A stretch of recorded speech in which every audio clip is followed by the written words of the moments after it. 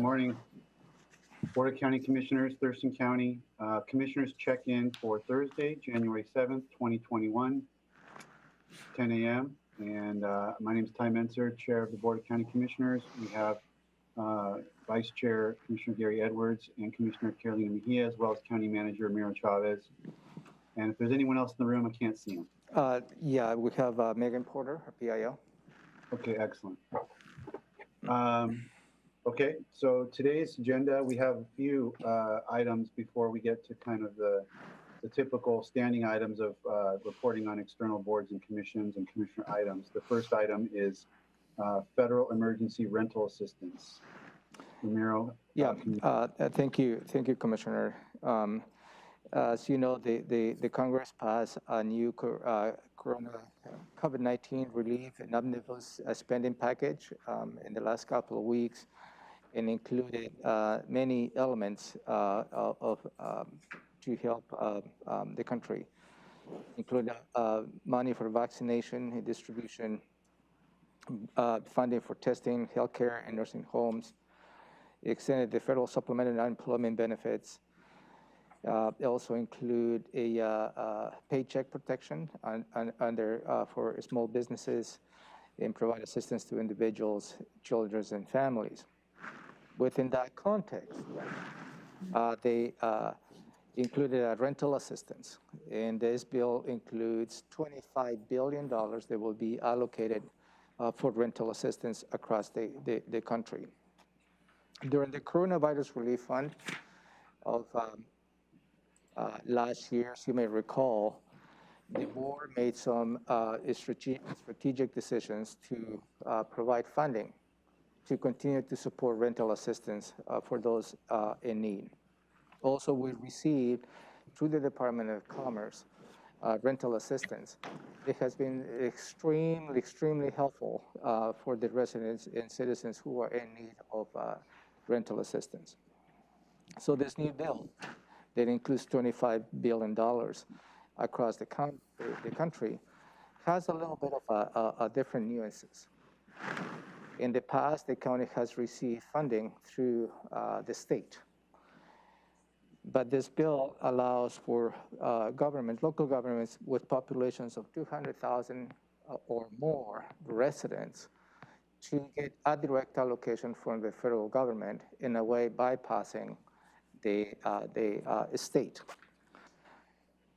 Thurston County qualifies for a direct allocation for rental assistance. At this point, I don't know how that distribution is going to be and how much money the county is going to be receiving, but certainly we want to embark on that opportunity just to make sure that we are positioned, or the county's positioned in a way to receive the federal allocation out of the $25 billion across the country. Within that, obviously, there is always a deadline with the federal government. And the deadline is for the county to enter into an agreement with the federal government that, in fact, we're going to be receiving the funds. We're going to be administering the funds according to the guidelines. We're still going through the process of determining what those guidelines are. But we do have experience in managing federal funds, as you know it. So to that effect, we need to submit what I call an agreement to accept the money by next Tuesday. That will be January 12th at midnight, and that is the deadline, which requires a signature by the chair of the Board of County Commissioners. Included in your packet, I have included the form that needs to be signed. I'm not expecting you to read that form, but that form includes some criteria as to the repayment deadlines if we don't spend all the money that has been allocated to us. It speaks about availability of funds. It speaks about reporting requirements, which are well familiar with the reporting requirements of any federal allocation. It speaks about maintenance and access of records, which we manage that very well in any other federal grant. talks about cost sharing. In this case, there is not cost sharing. There is not a match. It's 100% allocation for rental assistance. And then goes on and outlines all the many different requirements, federal requirements that you need to meet as a result of this. So the purpose of this conversation is to make sure the board has an understanding and as to what we need to do in the next steps to access this federal money through rental assistance.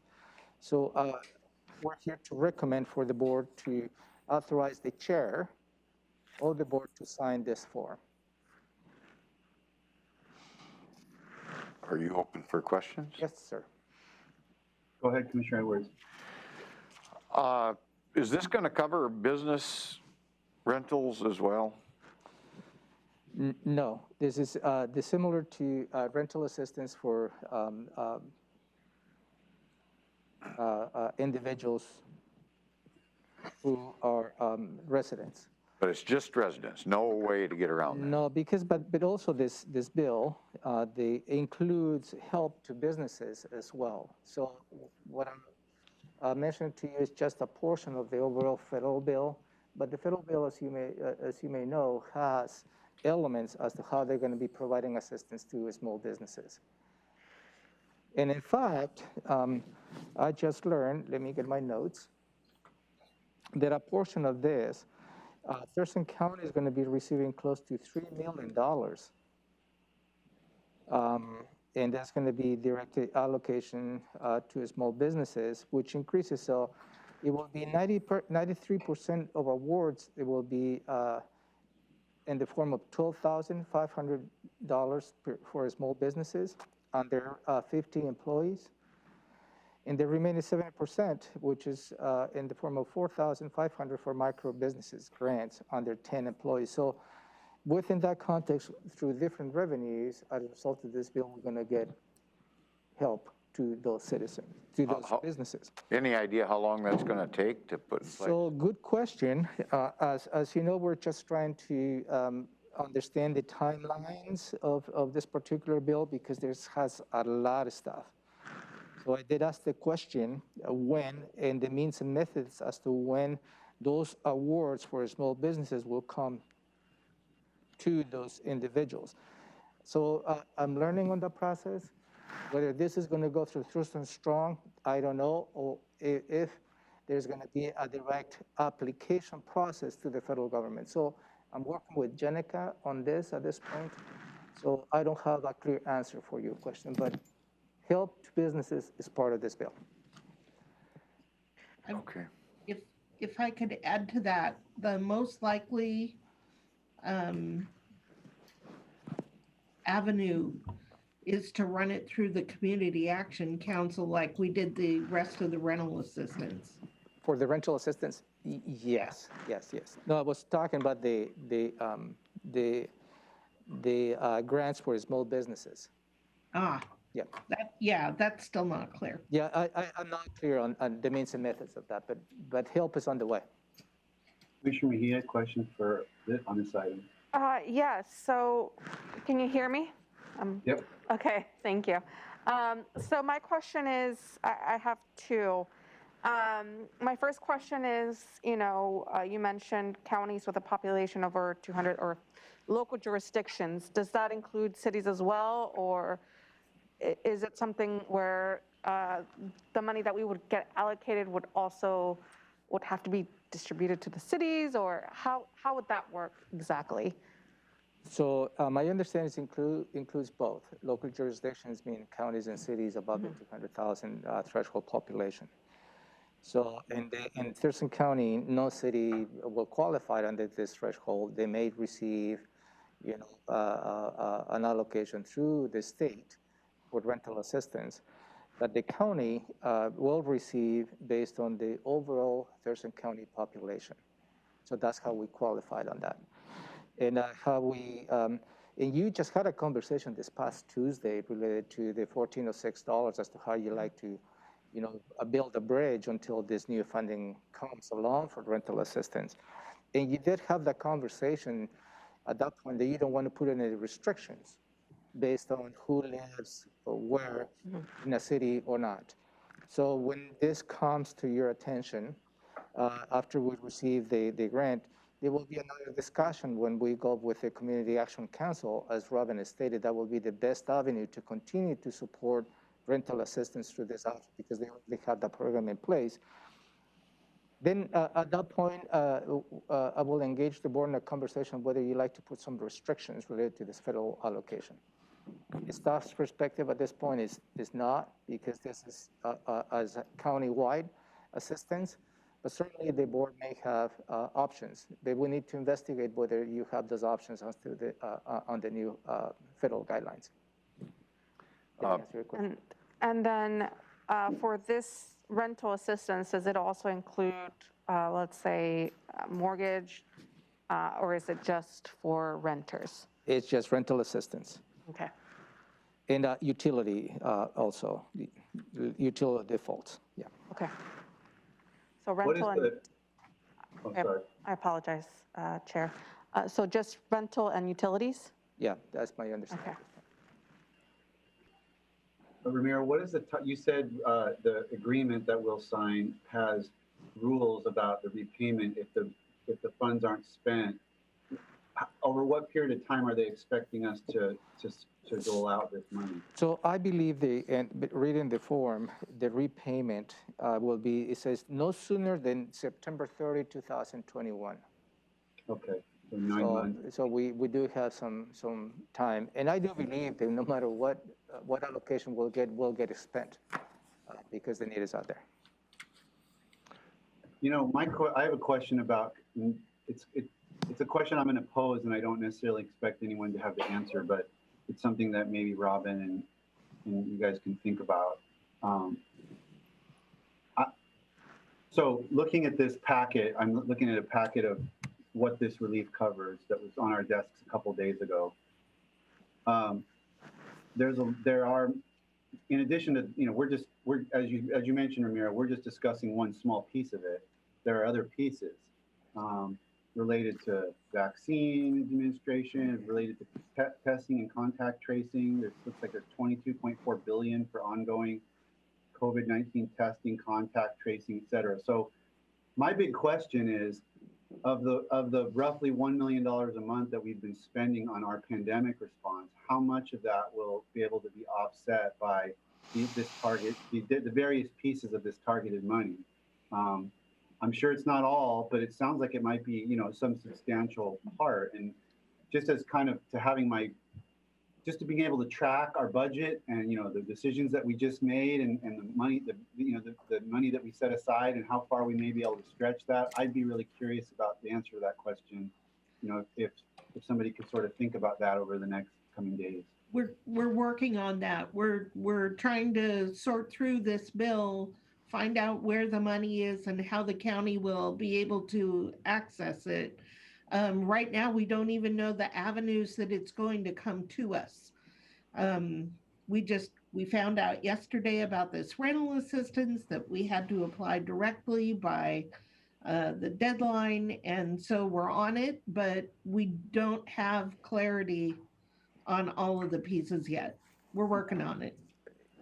And for Commissioner Mejia, I mean, you know, I know you tracked some of our budget discussion, but the information that came to light, at least for me, I think it was in like November, was just, you know, somebody kind of pulled it together. Ramiro kind of explained that we're basically spending close to $1 million a month on pandemic response, and that was largely covered through 2020 by the Federal CARES Act, but that money was done, and we set aside a couple million to get us to bridge us into early 2021. But I'm very concerned about how far that money will go, and I think this will help a lot, the things that are in here, but I just kind of, I'm searching for that sense of how much it's going to help or how much or how little. And, you know, because this is the major package of funding that we knew a bill was coming of some sort.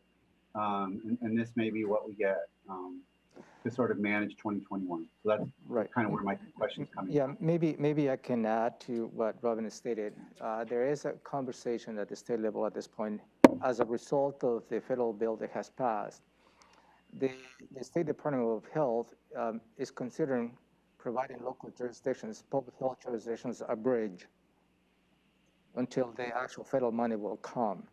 So we're still exploring that, what does that really means to Thurston County? So there's also that element.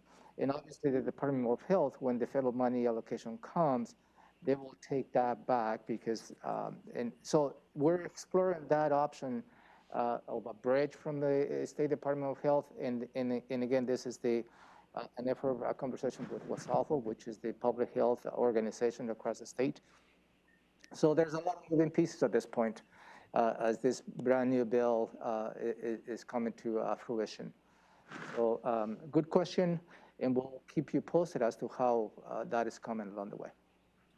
So do you need thumbs up from the board as Yeah, to? I just need a confirmation for the board for you to sign this form. We have the form prepared, and as soon as you sign it, we'll move forward in the application process. Are my seatmates comfortable with that? I see a thumb up. Yeah. Okay, very good. Could I have one other question, Ty, on this issue? Sure. The original CARES Act, when it came out, it was different for, I think the money we got went through Commerce or something and then came to us. But larger jurisdictions like 500,000, I think they had a different process in place when they did it. So now we're getting this directly, I don't know if it's going to be directly, but it's coming from the feds to the county or something because we're over 200,000, is that right? That is correct. Well, is there any correlation between how this was handled for those jurisdictions over 500,000 the last time around and how we're being expected to do business this time around? I'm just wondering, I don't know if you've got any jurisdictions here in the state that got that money directly, or we could utilize their expertise a little bit possibly if things are similar. If we could use our own state organization, you know, Washington Association of Counties, or maybe even the National Association of Counties to help us expedite getting this stuff going. If it's similar at all, I don't know for sure. So this is a completely different grant. Yes, I know And that. the expectation is that once we submit this form to the feds, that we'll get the money. They have a part of the congressional legislation is they have a limited amount of time to distribute the money to the jurisdictions that are entitled. So we'll get the money really fast, and then it's up to us to get it out the door. I'm always in favor of not reinventing the wheel if I don't have to. That's the only I reason. agree. That's the only reason I bring that up. Right. And most of the agreement that you see is pretty boilerplate in a federal award. This is standard language in this form. But We're going to treat it like most of our other federal grants, with the exception that we're getting the money in advance, which is unusual. But certainly follow up on that comment, Commissioner Edwards.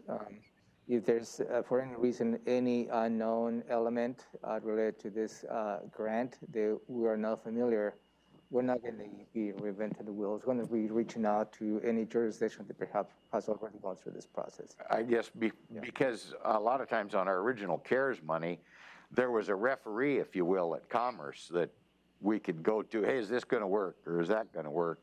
I just wondered if there was anything like that available to us in this new process, that's all. Yeah, the only thing available to us at this point that I know of is a very high-level guidelines that I just walked you through. Okay, thank you. Yeah. Okay, great. Let's move to our next topic, which is the planning session agenda for, I don't know exactly, do you have a date for this planning session, Ramiro? We Late have already January? set up a date, Amy. When is it? Yes, it is Friday, January 29th. It's Friday, January 29th is the first perfect. planning session. Are we open for comment on that? Yes, sir. That's exactly. I guess as we move forward this year, and I know we'll get into a lot of things during that planning session on how we're going to do business, and I think that's what we'll be discussing there. I guess my concern is we continue to be scrutinized about whether or not we're posting things properly and all that. Is there any chance that we could go the extra mile, whatever that means, to make sure that we don't have to face that scrutiny every time along? I don't know, maybe, I don't know what that means, whether we post twice as much as we need to, or we get a written letter from our legal counsel that says, hey, everything you're doing here is 100%. Because I have to say, I don't enjoy being scrutinized all the time, and the elected county commissioners are the ones that end up facing the penalty, whatever that is, unless we get a contract with the county manager or something about he's paying all our fines and whatever. I know that's not likely to happen, but we're the ones that ultimately are going to be responsible, and I don't want to go through a recall or something like that. Commissioner, are you suggesting that that be a planning session topic, like kind of going through OPMA and where the groups are, and where we might be able to I think it should be on there as well, but as we even get up to it, I don't want to be in the middle of stuff where this doesn't count or it does count because the meeting was illegal or it wasn't posted properly. I just want to make sure. I had a chance to read the information submitted by a citizen. It's that chapter 3 from the Attorney General's office, and some of it is kind of contradictory to what we're doing, it looks like to me, but I'm no expert, and I just want to do it right. That's my whole goal in life, is to do it right. So that's where I'm at. Well, I certainly agree with that, and I guess the question is, from a process standpoint, whether we address that at a planning session or an executive session or some other way. Ramiro, do you have any suggestions? Yeah, and you have addressed this issue on an executive session in many occasions. I understand is providing a different perspective, taking pieces of the Attorney General's, book in a way is a way to make a point. So certainly the board has the latitude to direct the staff how we conduct business. And we also, the staff shares the board's perspective that we like to do it right. We're not here, staff is not trying to undermine the board. The staff is not here to put the board in a peril in a very difficult situation. We follow as you provided, has been provided legal opinion on this in many occasions, but the issue continues to be brought up. So I don't know what else you would like to have from us, from the staff level. I can certainly organize another executive session with Elizabeth for you to hear again how we practice this. And maybe at that point, you can ask the questions Commissioner Edwards stated. From his perspective, reading the documentation that citizen has provided, Commissioner Edwards believes that we are not following the law. So if that is the issue, then let's have an executive session. Let me frame what I heard Commissioner Edwards' question to be, and he can correct me if I've got it wrong. What I think I heard him saying, because I think that we've gotten a legal opinion about what we're doing and that it complies with the law. We've had a number of different variants of this argument. And in some of them, the law is crystal clear. But there's been a couple where our legal counsel has admitted that there's some gray area in a sense, let's just say.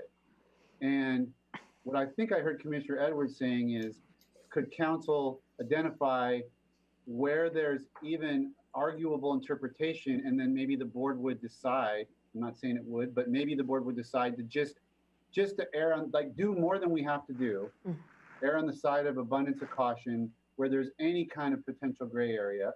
I'll remind you of the one that we had where we had the meeting in Rochester. And that's the one I think Commissioner Edwards may be remembering, because we actually had to redo some of our actions down there that we did down there because there was a gray area about it. So, and in an abundance of, I think we made the right decision, because in that instance, legal counsel said there is a gray area here. So we said, well, then let's just make sure we do it right. And we redid a few of our items there. So there was also a question that came up about posting on the window versus posting on the interior of the building, because the statute frankly just doesn't actually specify where on the building. So maybe we make a decision to post in a different place just to make it more visible. I don't know, but I think that's what Commissioner Edwards was looking for, is just areas where maybe there's a little bit of a gray area, and we just always go with the abundance of caution. Is that what you were getting at, Commissioner? You hit it right on the head. You articulated the situation much better than I did. So, yeah, what's wrong with going the extra mile? Let's not do the bare minimum. Let's just, let's try to make it all work so we don't have this as a disruption in our normal, potential disruption in our normal course of doing business for the community. So if I may, from my perspective, posting a hard copy of an agenda on the entrance of the building, that's not a big deal. But you have to understand what the argument behind what that is. Because the argument behind that, as I understand it, the citizen perceives this meeting as a special meeting, which you heard from your attorney that it isn't a special meeting. So it's not just about posting a hard copy of an agenda here. We can do that every day. But the underlying argument behind that is whether this meeting that you have right now is considered a special meeting, which in many occasions our attorney has stated that it isn't, because a special meeting requires a different type of notification that includes sending to the press and everything else that goes associated with a special meeting. So that is in my opinion, the underlying argument that you need to have with your attorney in an executive session. So with all due respect, it's not just about posting a hard agenda on the entrance of the building. I understand that, and I wasn't specific. I just use that as an example because that's the most recent one that came up. I guess the question for Elizabeth is just, could she kind of walk in her head? Could she kind of go through all the different types? Because I say we've had many variants on this argument over the last 2 years that I've been on the board. And if she thought through all the arguments we've heard and just let us know, just boil it down. Is there any particular area where she feels her legal analysis is that there's some ambiguity in the statute and a situation where a board could err on one side or other? Not that we've ever chosen to do anything outside the law, but you know, sometimes statutes aren't written very clearly or very and it creates the opportunity for citizens to take statutes out of context, you know, in good faith potentially, and think that, you know, something's happening that shouldn't be happening. Okay, so if the board would like to have this, then I can organize an executive session next Tuesday morning. And I'm going to leave it enough time during your agenda setting for you to, you know, have your attorney present, walk you through all the many different nuances of the law, and then enough time for you to ask questions. The reason that might be a good idea is because we have a brand new commissioner, and I know how confusing it was to me. I'll let Carolina weigh in, but yes, it would be kind of a good overview for all of us with a new board in place. Yes, thank you. And I would actually like an executive session because I would like to know the history. I've heard that this has been going on for for a little bit, and if it's something where we just, like Commissioner Edwards said, need to go an extra mile and not just do the bare minimum, then, you know, let's just do that. But I would like to know the history of what's been going on, so I would prefer an executive session. Okay, is that okay, Romero? Yep, Could I- let's schedule a executive session next Tuesday morning. Could I make one more Let's go. comment? Go ahead. Okay. Just as one follow-up. In the meantime, till we get to wherever we're going, I don't know why we do or don't post at the front door, but maybe the building's locked once in a while or something. I don't know. Let's just tape it to the window to start with as kind of a step towards, let's try to be as open as we possibly can. So if we put that out there for every meeting 24 hours ahead of time, I don't know if that's a big inconvenience. I know we used to do it. I don't know what happened. I don't know why we don't do it anymore, but I don't like the scrutiny if I don't have to have the scrutiny. That's all I'm saying. Yeah. Is that okay? I don't want to be argumentative on this, Commissioner Edwards. The sheer action of putting a paper agenda is not a big deal. And I don't recall personally when we stopped doing that, because and at regular meetings as you conduct on a daily basis, we never posted those. We posted on the website as required by law 24 hours in advance, and we have posted when it's a special meeting. So that's, with all the respect, that is the difference between a special meeting and a regular meeting like today. So if the board wants us to, start posting hard agendas on every door, we all can do that. That is a simple action that we can take. I don't think every door, but at least, because one of the criticisms that we were faced, I don't know, a week or two ago was we didn't have a 24-hour notice. We only had a 22-hour notice or something like that. I'm just saying, let's not just take it to the wire. Let's go, if that's an issue and it's not a big issue to have somebody tape that to the door, take another 5 minutes to take one copy down there and do it. Let's just make sure we get it right. I don't know the answer to it. I know there's contradictory information that I'm getting that comes from, I thought the Attorney General's stuff was pretty clear that, Chapter 3 of what he's saying, the way it needs to be. I don't know how many other cases supersede that or what's changed, and maybe that'll be a good item to talk about at some point. I don't even know. I actually, other than we've got a potential for litigation, it sounds like, I don't even know why we need to worry about an executive session, but that's not a big deal to me as long as we get it all posted right. That's where I'm going to move this along. The next meeting of the board is Tuesday, which is a regular meeting. So I'm going to suggest we defer any decision about changing posting policies till Tuesday morning after there won't be any problems between now and then because we don't have another scheduled board meeting before then. Right, Romero? Right, that will be my suggestion. I think you need to hear from your attorney. And as you stated, it would be good for Commissioner Mejia to hear that perspective in an executive session. And after that, if you decide to provide direction to staff and in different ways to post any type of agendas, we'll follow. That's the Sounds direction. good. Let's talk about the planning session agenda, item 2 on today's agenda. Ramiro, I know you had some proposed topics and you were looking for input from the commissioners on any additional topics. Is that accurate? Yes. Suggestion Let's go for through you. what you had in mind. Yeah. We need to, perhaps the board needs to start engaging on, I'm going to try to move away from calling a plan B, okay? So that seems to be a controversial term.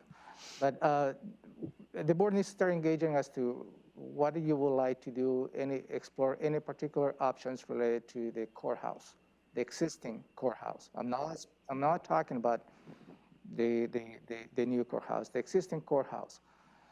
There is a need to create a space. There is a need to update a lot of elements of this current courthouse. There's a lot of elements at some point the board discussed back in early 2020. I think it will be good to bring that back for you to have a conversation. And I think that will be also a good opportunity for Commissioner Mejia to start understanding some of the nuances of what the options the board may have. We have assets, Building 6, the Carrier Union moved out is an opportunity there to create additional space. Another opportunity will be for you to consider revisiting the proposal of relocating the sheriff's office to Tumwater, to the field operation services, and the board received a briefing on that a couple of years ago, I believe.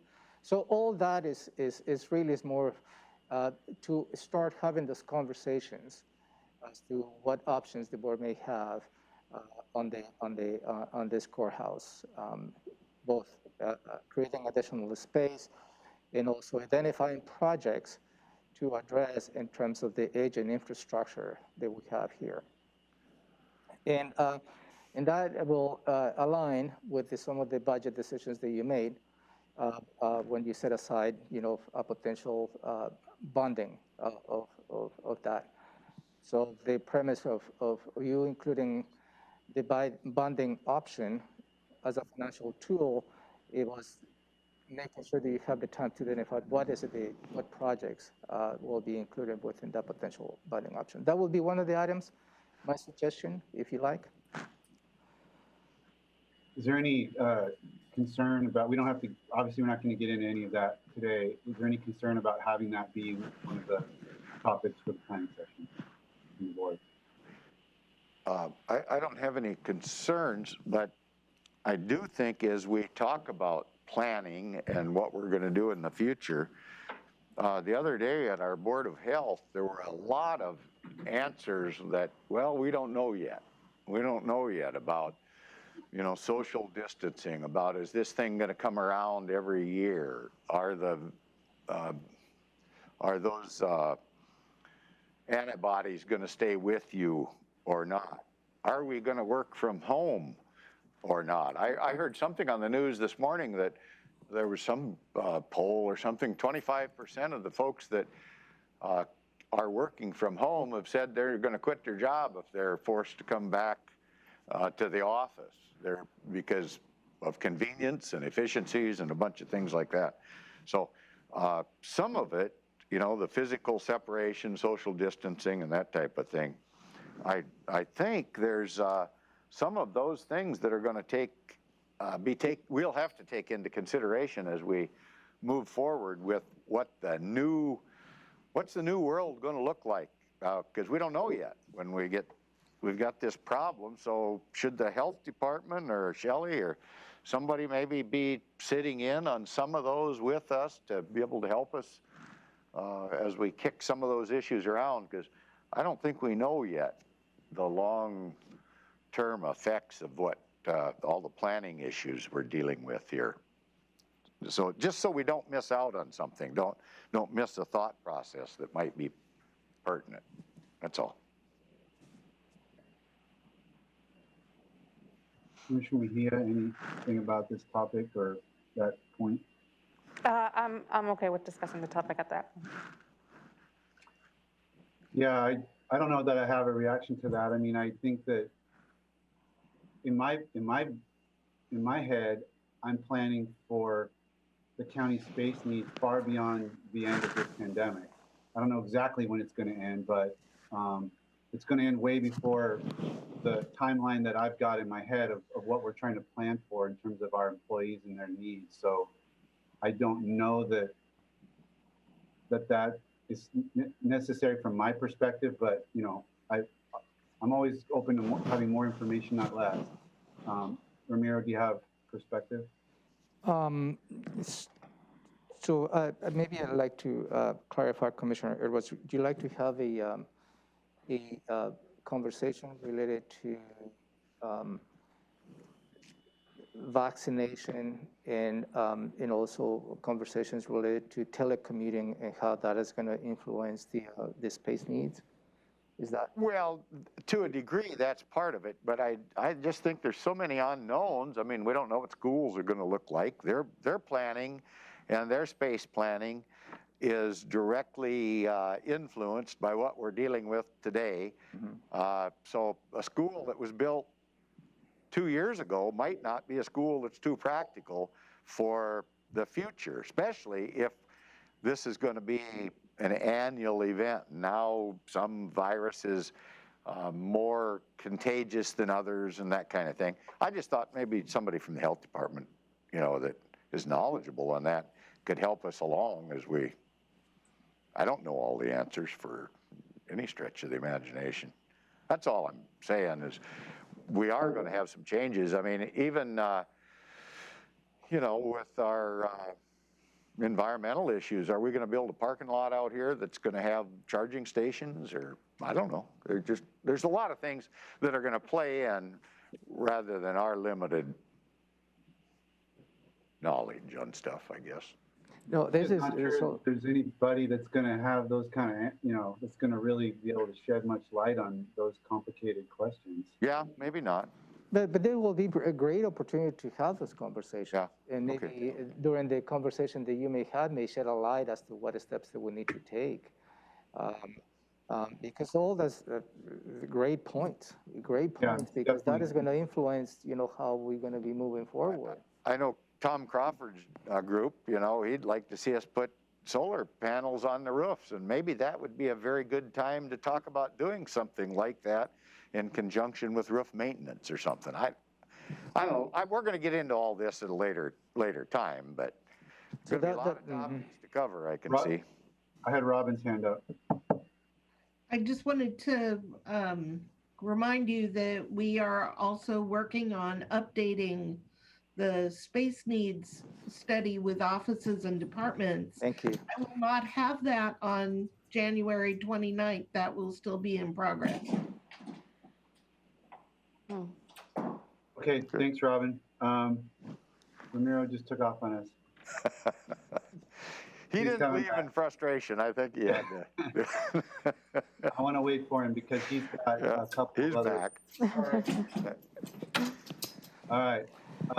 Okay, so I think we're all agreed to discuss space considerations. If nothing else, then reorienting our new commissioner to kind of what the possibilities are, and she needs to hear about the proposal from the sheriff's office, et cetera. So, and then conversation can go from there. And we'll bring to that, I think Robin stated about the 29th, we should have the space analysis. No, okay, sorry, I We missed will that. not have that on So, the 20th. but what we could probably bring, obviously, you know, as a result of the planning session conversation, there's not going to be a project, but I think is engaging the board on developing next steps will be great. So we'll bring some talking points for you, and perhaps some layouts of some of the buildings that we have currently in place.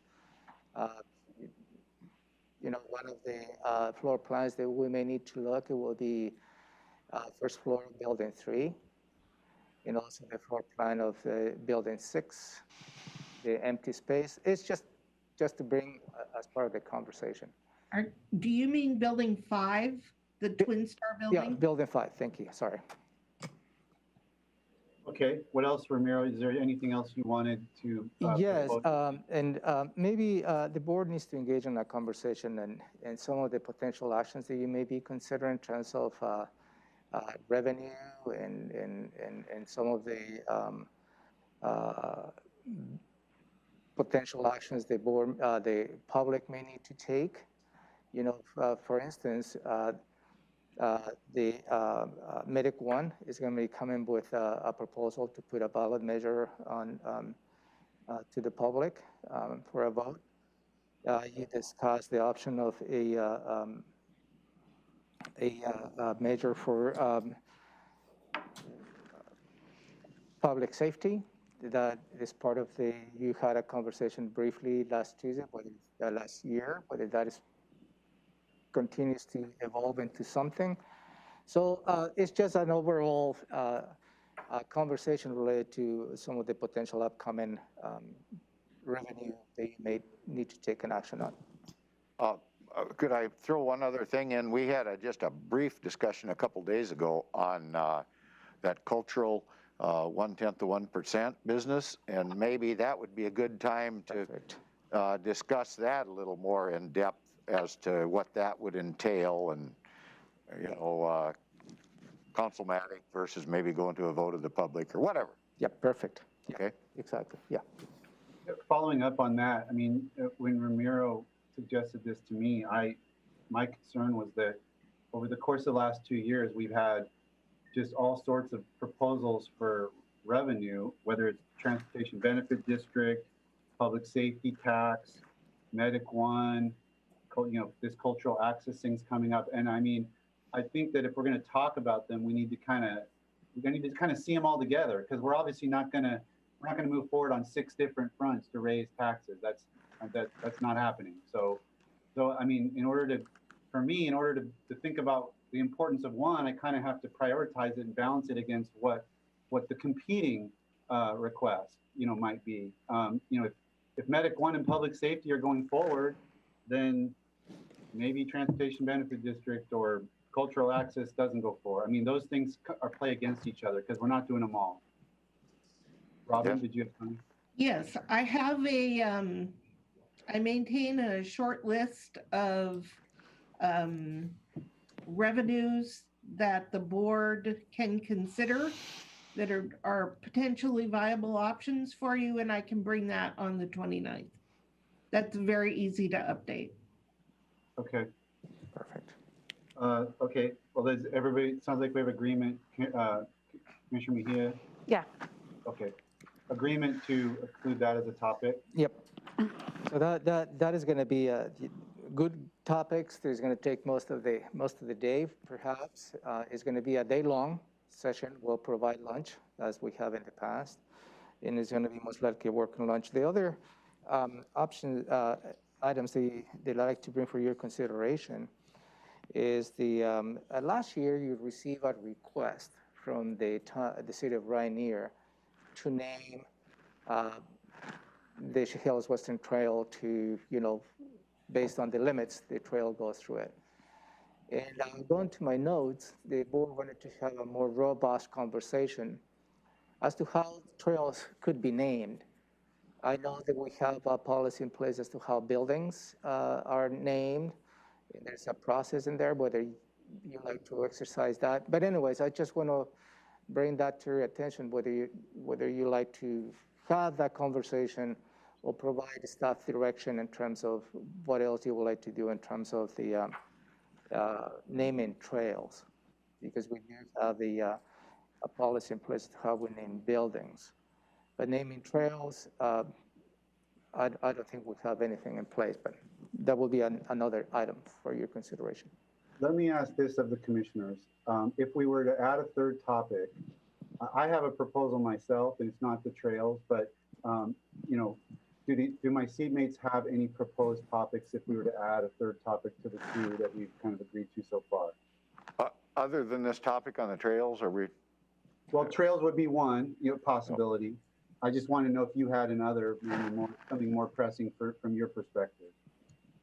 I do, but I want to. Yeah, I do too. I think if we, just on the trails, if we could finish on that, if we're going to talk about that, is there any chance that we could at least write a letter to each one of the, I don't know who you got, are we going to go to Rochester, or is this just going to deal with Tenino and Rainier and Yelm?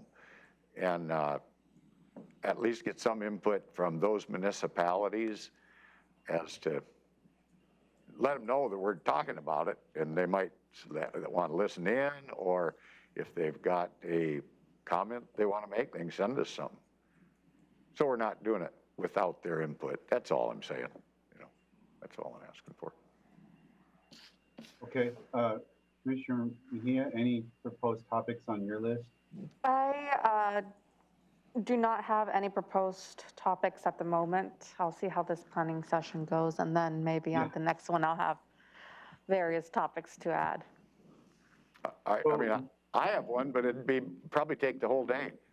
Well, go for it. Let's hear it. affordable housing. I mean, we're never going to have affordable housing if we don't have adequate housing.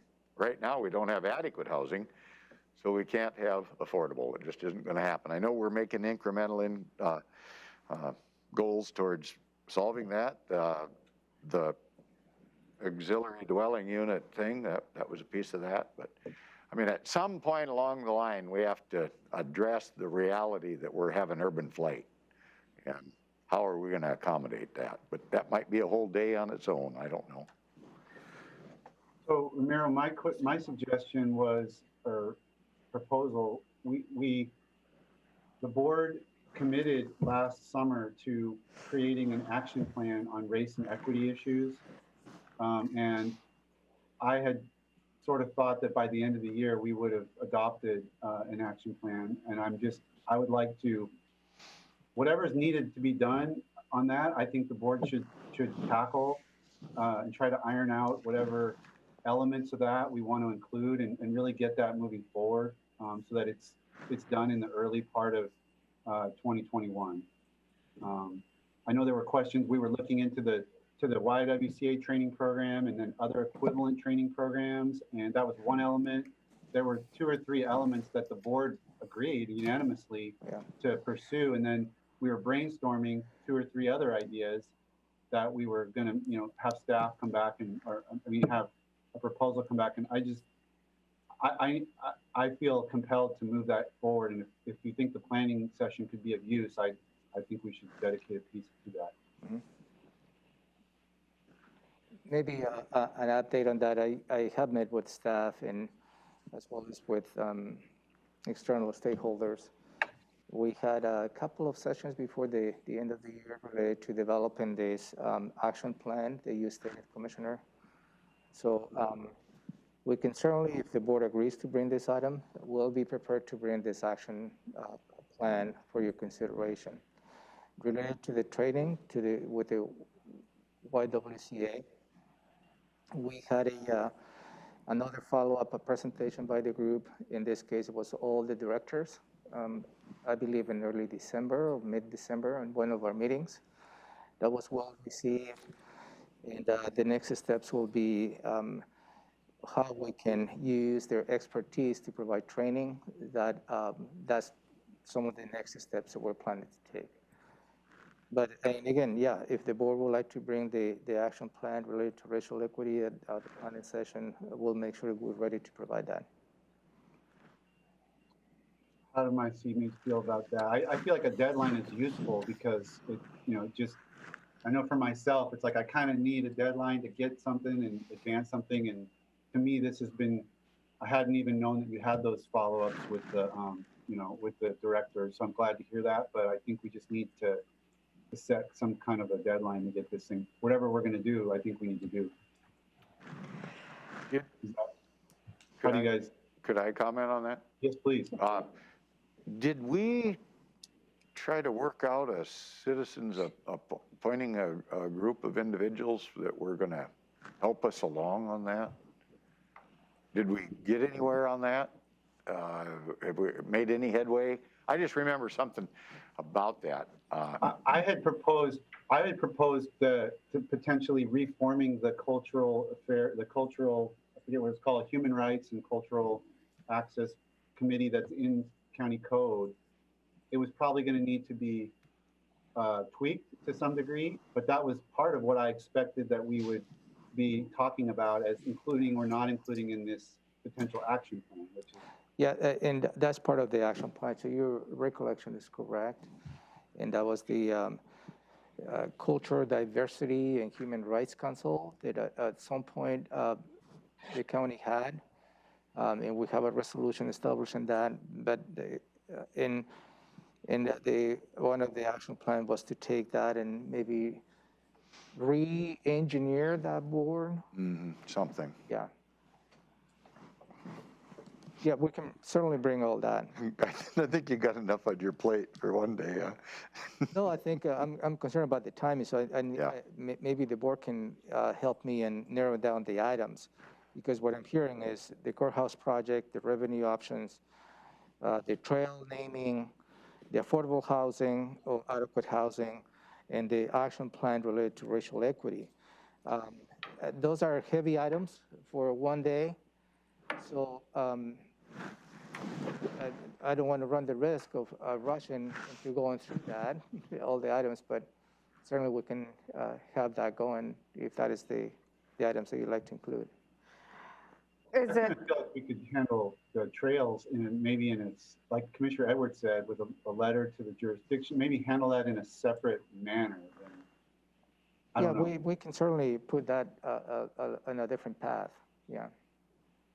Commissioner McKee, were you? Yeah. Go ahead. yeah, I was wondering if we could maybe cut it down to the 3 main ones and then possibly a 4th one if we have the time, talk on it. You know, I feel like these are very, I mean, they're all going to be very intensive and very long topics of discussion. And so I don't want to rush through any of them, especially I'm the new one here, so I'll probably be asking more questions and need more background information.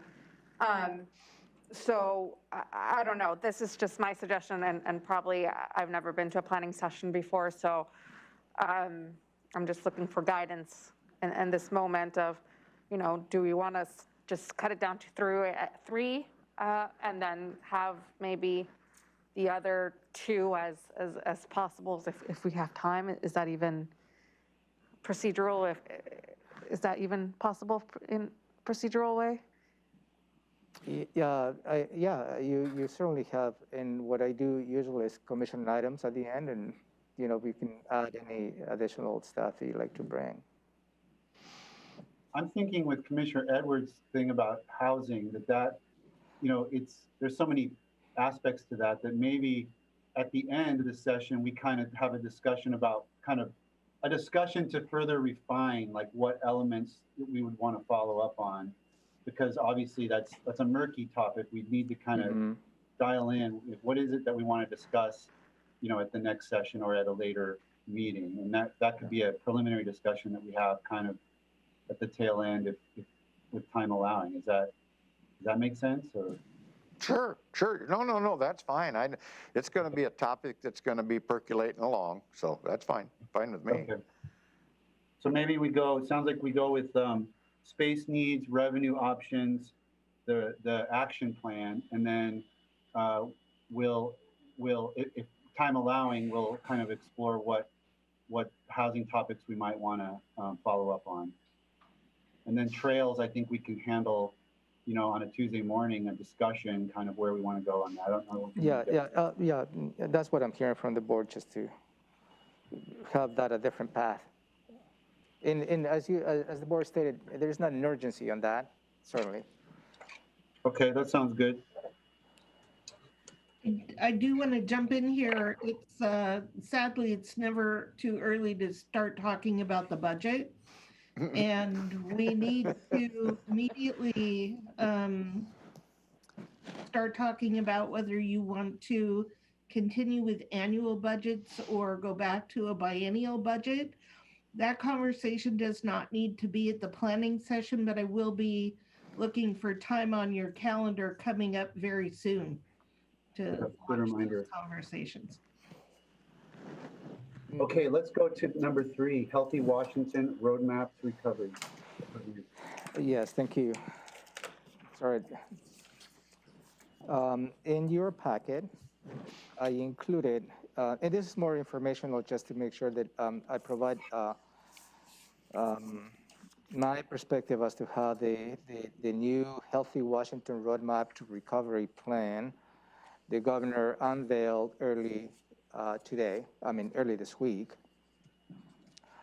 So that changed the phase, reopening phases. The governor outlined early in mid 2020, phase 1, phase 2, phase 3. You may be well familiar with that. At that point, the county was at phase 3. And the governor implemented additional restrictions prior to the Thanksgiving holiday. Those were extended and have continued to be extended. And until, I believe those restrictions are until January 11th, which is this coming Monday. So leading to that, in the week, the governor unveiled again this plan, the Healthy Washington Roadmap to Recovery. It changed a little bit fundamentally, the different, he unveiled phase 1 and phase 2 only at this point. And moving from phase 1 to phase 2, and I'm gonna get a little more in detail what those include, he approached the state on regions. So he divided in 8 regions: the East region, the South Central, the North Central, the Northwest, the Southwest, the West, the North, and the Puget Sound area. And I believe in your packet you have a map related to that. Thurston County has been allocated to the West region, which includes Lewis County, Pacific County, and Grace Harbor County. I am not going to elaborate as to how that decision was made. That is not the point. So within that premise, all the regions, all the counties within those regions are currently in phase 1 based on the new plan. So, and that will be again in place until January 11th.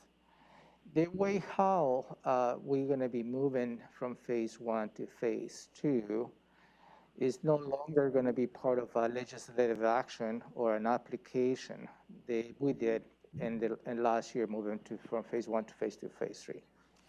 That is going to be data-driven, and data-driven, that is going to be done by the Department of Health. So the data-driven is going to be at the region level. And for Thurston County, again, will be Thurston County, Lewis County, Pacific County, and Grace Harbor County. The first data that is going to be related to each of the regions is going to be unveiled tomorrow. And tomorrow we'll know where we are, whether we can move into phase 2 or not as a region.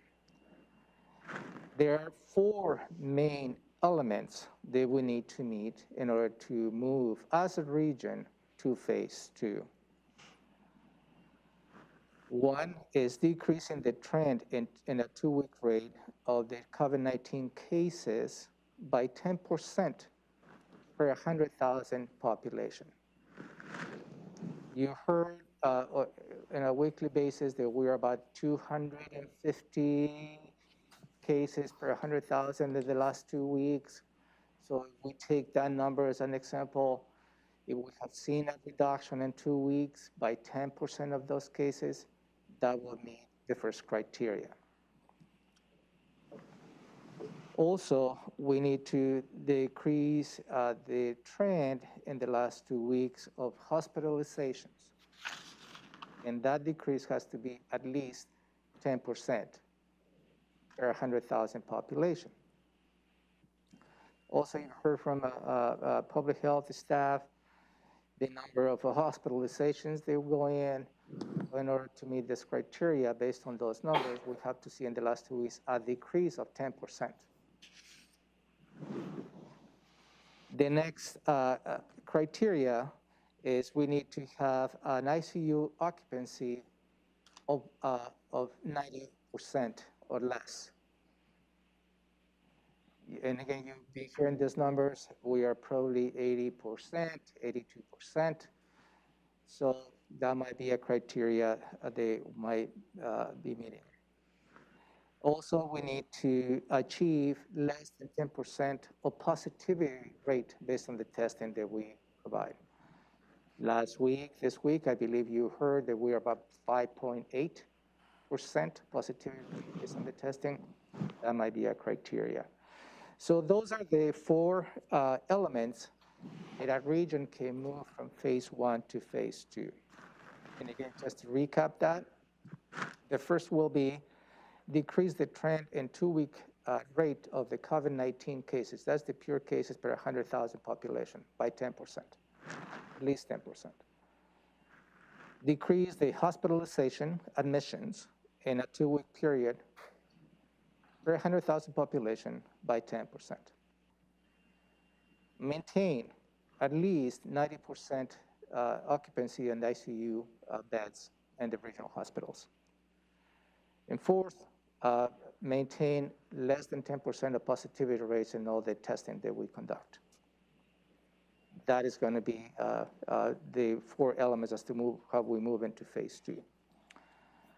In order for us to stay within phase 2, and that analysis is going to be done every 2 weeks based on the data the Department of Health will be revealing, we have to meet at least 3, maintain at least 3 of those criteria. Okay? So we need to continue to see a trend of decreasing of the cases. We need to see a trend of decreasing on the hospitalization admissions. We need to see at least a decreasing on the ICU occupancy levels, and we should see a decrease in positivity rates. So again, in order to stay in phase 2, we need to meet at least 3 of those elements. Also, the new plan includes a little bit of different activities they may be allowed under phase 1 and phase 2. And those activities will take place January 11th. And I'm going to briefly walk you through what that means. I'm not going to be, I have this and it's available online, but one of the main elements under phase 1 for social and at-home gatherings, under phase 1, an indoor gathering is prohibited. Under phase 2, it will be a maximum of 5 people from outside of your household with limited to households. That would be the difference on social at-home gatherings. For social at-home gatherings outdoors, under phase 1 is a maximum of 10 people from outside your household, limit of 2 households. Under phase 2 is a maximum of 15 people from outside of your household with a limit of 2 households. And then go ahead. Do you happen to know whether they mean, because they're talking about people outside your household, limit 2 households. So they mean 2 households in addition, not counting myself? Total. That will be your household plus another one. Okay, so there's, okay. Yeah, no, it will not be in addition to your current household. On the retail stores, under phase 1, we'll continue to have what we have right now is a maximum of 25% capacity with continue to encourage a curbside pickup. Under phase 2 is no change. And that goes professional services. It will be a phase 1 indoor maximum capacity of 25%. Under phase 2, that is not changing. That is a critical element. And see how that applies to holding public meetings when the public comes in, as you have. So we need to narrow down whether that applies to the OPMA proclamation the governor put in place until January 19th. So if this under phase 1 on January 11th changes those conditions, we'll keep you posted. But as for right now, we're following the proclamation of OPMA, which is in effect not to have the public coming in person, and that's where we have all the virtual reaching to the citizens via YouTube channel as well as the conference call. But I will keep you posted if that changes. And the last item that I'd like to highlight, because there are many others in here, is the eating, drinking establishments. That will be all the restaurants. Under phase 1, the indoor dining is prohibited. Outdoor dining is allowed, and it will be closed by 11 p.m. And it will be outdoor dining will be a maximum of 6 individuals per table with a limit of 2 households per table. So that's a little bit of a difference what we have currently under phase 1. Moving into phase 2, the eating and drinking establishments, they will be allowed for indoor dining to 25% capacity. Will still close at 11 p.m. And also the outdoor dining will be also available with the same restrictions, 6 per individual and 2 household per table. And that restriction will apply for both indoor dining at 25% and outdoor dining with no restrictions on the percentage. So that's what I have for you in terms of an overview of the Healthy Washington Roadmap to Recovery. There is a lot more detail on the attachment that I provided to you in terms of the specific activities. And again, I'm looking forward to see how the region, the West region, where Thurston County is at, will fare in terms of the numbers tomorrow when they release that data. And whether we move to phase 2 and where the areas that perhaps we're not meeting those requirements. Questions? Hopefully I have the answers. Are you wanting questions or comments? Commissioner Edwards, sounds like you got a comment. Well, I think that the frustration level is getting extreme out in the real world. And the governor's got a quote in here as this thing starts off that, and part of the end of that quote is, we aren't out of this yet, but we are close to turning the corner on COVID-19 and this third wave of infection. From my own perspective, I wish we'd tell the public the truth. We've been leading them on since March about, oh, wear the face mask, stay home 2 weeks, you know, wear the face masks for 2 weeks, a month, whatever. I mean, the criteria just keeps changing all the way through. And looking at these phases, I mean, you go in a Costco store or Safeway store or what, I don't know, it's kind of a joke. The way they get to, the big boys get to stay open and keep working, and the little mom and pops, they are in bad shape. They're getting hurt really bad. So I don't know who's going to be your enforcement mechanism, but even when it comes to these fines, I mean, I've said that before, nobody's going to pay these $50,000 and $60,000 fines. It just isn't going to happen. I wish we'd be more honest with folks and try to be more upfront with folks on what we're dealing with. Just using that last sentence in the governor's deal, that doesn't even address what we're up against with this new, more contagious virus that's coming up. I mean, I think we're going to be up against this thing for a good period of time, and we shouldn't just keep, we're almost there, because we don't know if we're almost there. And I like to be honest with my, when I'm talking to people, I've got a pretty good reputation of just telling the way I see it. And I don't like to beat around the bush. But on the other hand, I don't think we can just hide. We're going to be stuck with this for quite some time.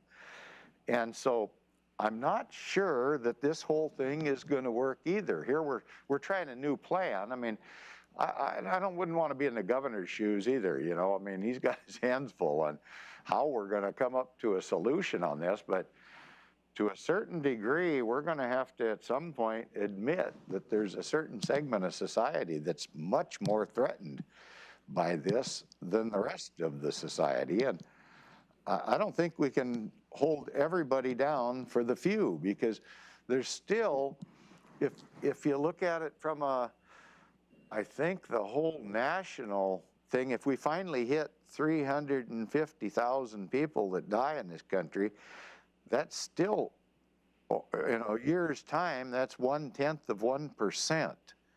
0.1% that it becomes fatal for. Yet we're shutting down our whole society, the schools, these kids. I think we have social issues developing, suicides, drinking, drugs, all kinds of things going on. And I'd like to somehow come out and be able to give the public some hope. I don't see any hope on the end of the horizon here on this, as far as meeting this stuff realistically. And I say realistically because I think the Christmas time pretty much showed the public's not following these rules that are laid out. And the more we make rules that the public doesn't follow, the more they don't respect rules. It's kind of like putting that 50-mile-an-hour speed limit on the freeway didn't work because people didn't abide by it. You know, I mean, I'm going way back, but I don't know. I mean, I'm not presenting a solution, but I guess I'm presenting my frustrations that I think we have to be realistic. What are we going to do if we get some good weather here pretty quick and now we got a group of 15 people? We're going to go ask them, hey, are you guys all living in the same house and you're related?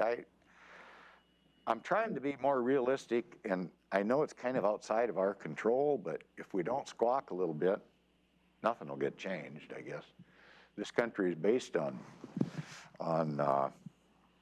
protest and getting your point out, and it doesn't have to look like yesterday. I hope we can do it civilly. Commissioner Mejia, any questions about the roadmap to recovery? No, I do not have,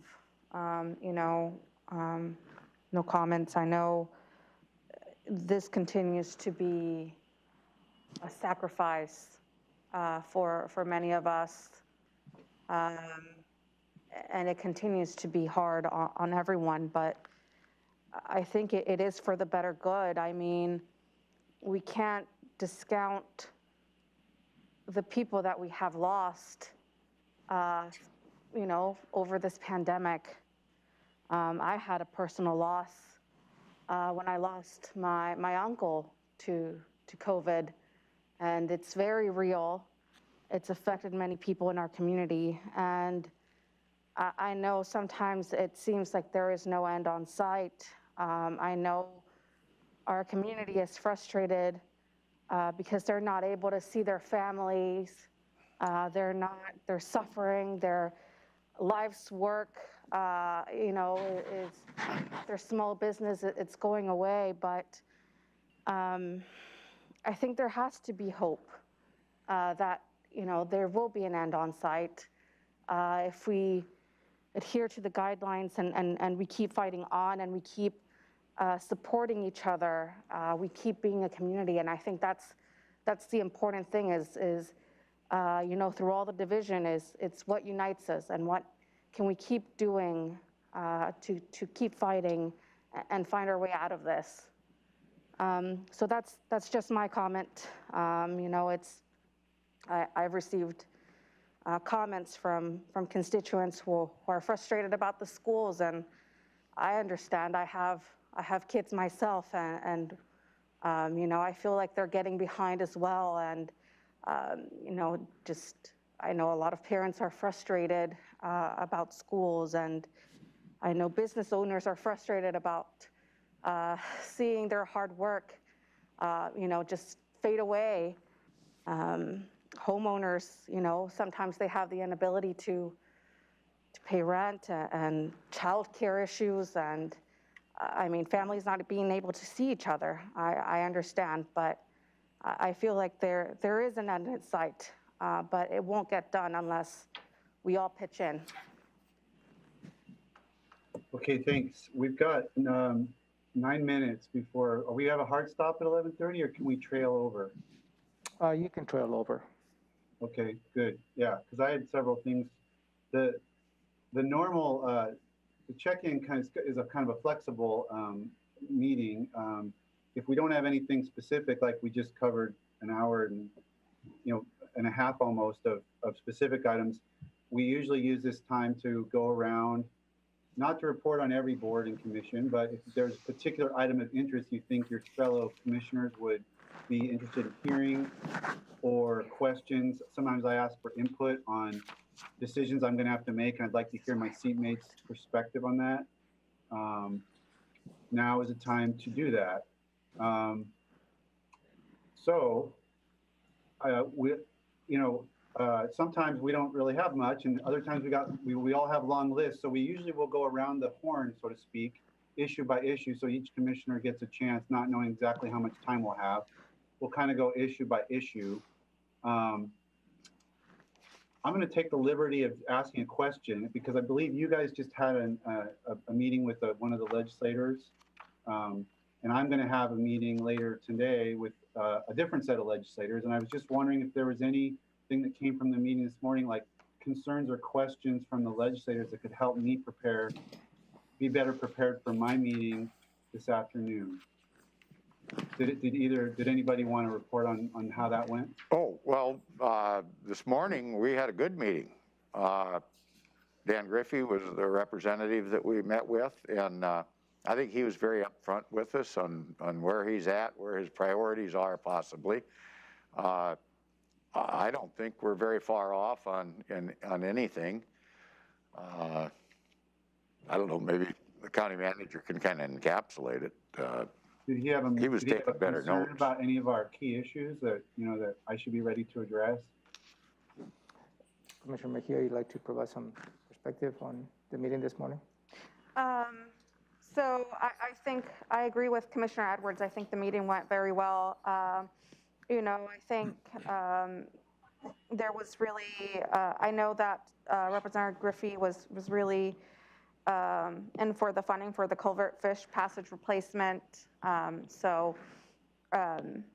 With just what he said, he was really looking forward to supporting us. And I think it went well overall. Okay, so nothing. He didn't throw out any curveballs that or big concerns that I should. No, not necessarily. I did have the opportunity to thank him for supporting the annexation bill, and I believe his support really put this bill across the finish line. So they took the time to thank him for that, and also related to the fiscal flexibility, which is part of our agenda, legislative agenda. Stated there is a House Bill 1069, and I think you're tracking on that, Commissioner Mincer. That provides a little bit of flexibility, but it has a deadline of December 31st, 2023. So there's a couple of funds included there. And there's the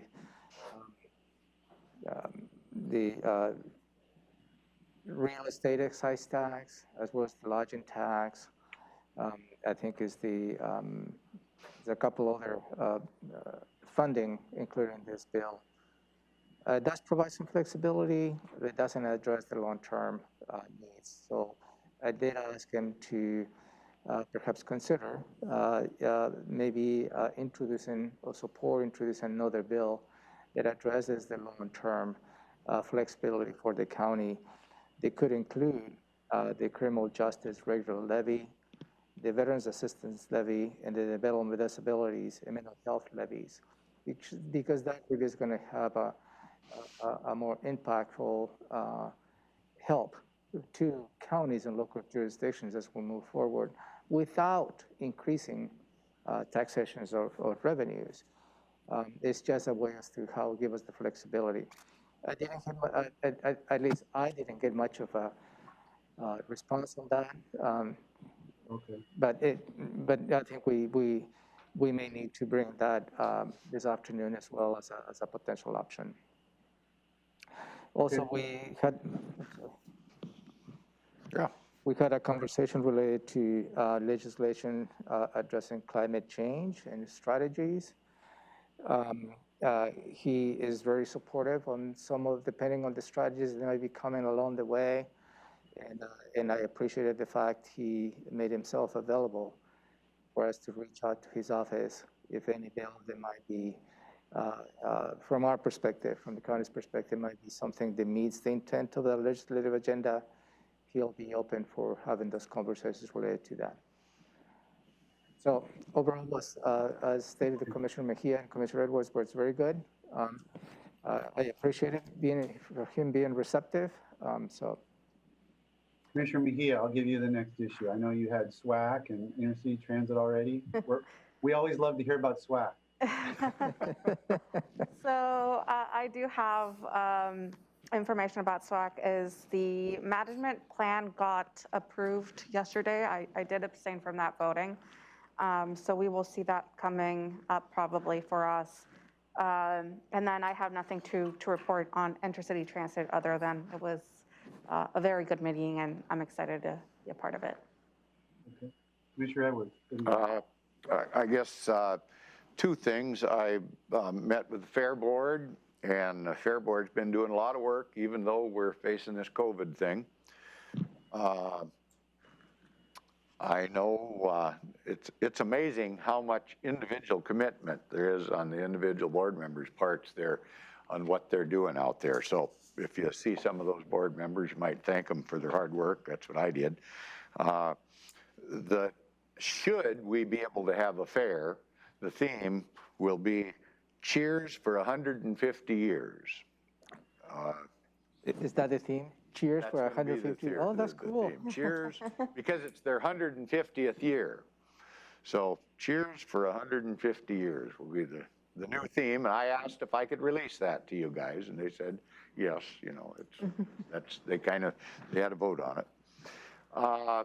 Then the communications center, I think the biggest thing with communications in our community, and for Commissioner Mejia, we have a consolidated system, and the biggest thing is we've been reviewing the potential of a consolidation of services with Lewis County. And the biggest concern by the board is it's going to be a benefit to Thurston County. And if it's not going to be a benefit to Thurston County, is it really worth taking on?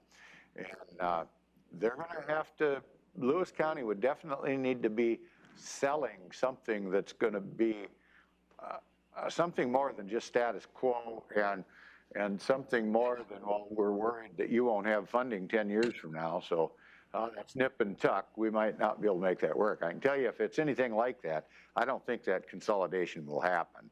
So the consolidation issue is the biggest thing there. We're not there yet. Next month, we'll have a briefing from a consultant on that. Yes, sir. So is that related to 911? Yes. And the switch that we're going from analog to digital? Yes. And because we're going through digital allows for a broader? Yes. Okay. No. Interesting. Utilizing technology for efficiency issues, and but there's a lot of concern. That's the only way, best way I can put it, concern. So don't think about it. We're not all going rah, rah, rah, let's do it. It'll have to really be sold if it was going to happen. So those would be my only two committee reports for right now. Okay. I got two things I just want to touch on, try to make them brief. One is the City of Olympia representative to the Climate Steering Committee has been proposing the idea of a kind of an emergency resolution type thing. The wording's been going back and forth. They've worked with the youth. They've got like a youth committee, like of the climate clubs at the high schools, and they've been working on it. I've got a draft of it. I'm going to provide it to the county manager for my seatmates to review. It's something that I believe Olympia and potentially Lacey are going to take up at the time, as sort of at the same time that they would consider the climate mitigation plan, this sort of accompanying resolution. I'm not. It really is. It really doesn't. You know, it's very aspirational, kind of. You know, it doesn't really bind the county to doing one thing or another. It's really talking about just recognizing the seriousness of it and kind of, it does talk about having the county develop and adopt a lens of climate change, which is something we actually agreed to in response to TCAT's response back at our June 2019 planning session. So I'm going to just circulate this. It's something for you to think about and potentially for us to consider at the same time that we consider the climate mitigation plan. One of the arguments that's been made is that apparently having a declaration like this can potentially put you in a better position for grant money when it comes to implementation of climate projects. I don't know if that's yes or no, but that may be a reason to do it versus not do it. So I wanted to just make you aware of that, and I'll provide this to the county manager. The second thing I wanted to mention, and this is something that Ramiro and I attended by invitation. So there's a new CEO at Providence, and he wanted to introduce himself. And so Ramiro and I were on a Zoom call back at I don't know, November, maybe October, November. Yep, thereabouts. Meeting with him, and they invited me to participate at kind of a advisory committee they're putting together about the community care center, which is that downtown. It was not exactly a day center, but it had hygiene services and kind of a services hub of sorts for the houseless population. So I attended that meeting. The first meeting happened. When was it, Ramiro? That was on the, I think in the second week in December. Yeah. Yeah. So they invited me to participate, and Ramiro was there, and it was a great meeting to sit in on just because I got to hear about the history. I really didn't know kind of what the vision was and why they closed it down and what they'd like to do going forward. But at this point, and Ramiro and I have talked about what, there's an executive committee, and this is an advisory committee to an executive committee, and I'm not sure that a county commissioner should be sitting on that.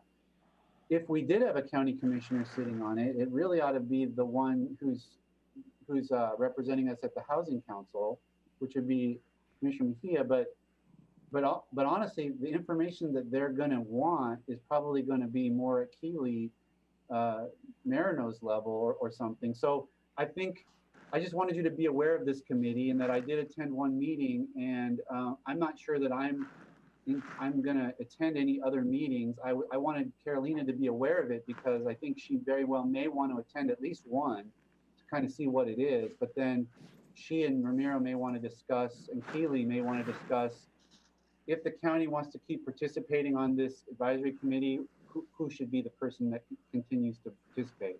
I don't think it's going to be me going forward. Ramiro, did I kind of capture that issue? Yes, right on point. And when I heard that, when we discussed this item is, even the presence of the attendance of a county commissioner to an advisory group, I don't know if this is the right fit. If anything, will be on an executive type of a group where a county commissioner can participate, because the makeup of that group, when we met at least, it was all staff from many different organizations. Yeah, there was no other elected It official. was only you as an elected official. So it was, I think it was, for me, it was good to understand and listen. But even I can probably have a reflection that, from when I'm saying I may not be a good contributor because I don't have, all the depth and the knowledge, and they provide a logical perspective of, on those items. So good suggestion that perhaps next meeting, Commissioner Mejia would like to attend and make her own judgment as she's representing the county and the Regional Housing Council. Yeah, Okay, I'll that's stop all there. I had. Is anybody, okay, so we're at 11:36. I would propose to adjourn unless the commissioners have any other items they want to address this morning. Well, I would like to point out to Commissioner Mejia that we never get done on this particular topic, and we never get done on time, and we never seem to be able to address as many things. Pretty soon, I realize you're brand new on this deal, and you don't have a list yet, but you will, and it'll be part of that drinking from the fire hose, and just seems like we never, ever, ever have time to do everything, but that's the name of the game, I guess, huh? Fair enough. Keep working and do the best we can. Okay, thank you. With Thank that, you. we're adjourned for today. Okay. Thank you.